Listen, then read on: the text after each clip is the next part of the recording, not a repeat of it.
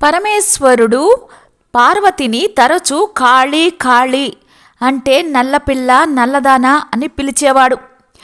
ఏకాంతంలో అన్నాడు అంటే సరే ఏదో ఆలు మగల సరదా అనుకుంటారు, కానీ అందరి ముందు కూడా అలాగే పిలిచేవాడు. ఆమె నొచ్చుకొని చివరికి ఒక రోజున శివుడితో చెప్పేసింది, నన్ను ఎందుకు ఇలా ఏడిపిస్తారు? నా ఒంటి రంగు మీకు నచ్చకపోతే పెళ్లికి ముందే చూసుకోవాలి. గడియకోసారి నల్లపిల్ల అంటే నాకు బాధ కలుగుతుంది కదా. భర్తకి తృప్తి కలిగించనిది సంతోష పెట్టనిది పెళ్ళాం కాదు. నేను మీకు ఆనందాన్ని కలిగించటానికే నిర్ణయించుకున్నాను. మీరు అనుమతిస్తే వెళ్ళి తపస్సు చేసుకుంటాను. నా ఒంటికి పట్టిన ఈ కారు నలుపు రంగుని కడిగేసుకొని కనక కాంతులతోటి మళ్ళీ వస్తాను అంది. శివుడు కంగారు పడి వద్దు వద్దు అని వారించాడు. నీకు కావాలంటే ఆ రంగును నీకే నేను ప్రసాదిస్తాను అన్నాడు. భర్త ముచ్చట కోసం బ్రహ్మ కోసం తపస్సు చేస్తాను, బంగారు రంగు ప్రసాదించమని కోరుకుంటాను అంటూ పరమేశ్వరుడి దీవెనలు అందుకొని పార్వతీదేవి తపస్సుకు వెళ్ళింది.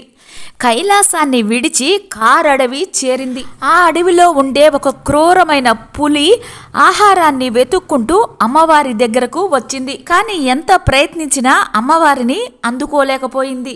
ఇదంతా చూస్తున్న పార్వతీదేవికి ఆ పులి మీద జాలి కలిగి ఒక్క చూపు చూసింది. అంతే, ఆ పులికి ఆకలి తీరిపోయింది, క్రూరత్వం నశించిపోయింది, సాధుత్వం సంక్రమించింది. ఇక ఆ పులి అక్కడే ఉండిపోయి అమ్మకి ఆశ్రమానికి కాపలా కాయసాగింది. కాళికి ఎక్కడ లేని వినోదాన్ని ఆ పులి కలిగిస్తూ ఉండేది. ఆ రోజుల్లోనే శుంభ నిశుంభులు అనే రాక్షస సోదరులు లోకాలను బాధిస్తూ ఉండేవారు. బ్రహ్మదేవుడు అమ్మవారి ముందు ప్రత్యక్షమయ్యాడు. నువ్వు మా గురించి తపస్సు చేయటం ఏమిటమ్మా, ఆజ్ఞాపించు తల్లి అని నిలబడ్డాడు. మనసులో మాట చెప్పగానే బ్రహ్మదేవుడు చిరునవ్వు నవ్వాడు. నీ కోరిక తీరుతుంది తల్లి, కానీ నువ్వు వదిలివేసే నల్లటి రంగును మాత్రం వృధా పోనీయకు. శుంభ నిశుంపుల పీడ పడలేకపోతున్నాము.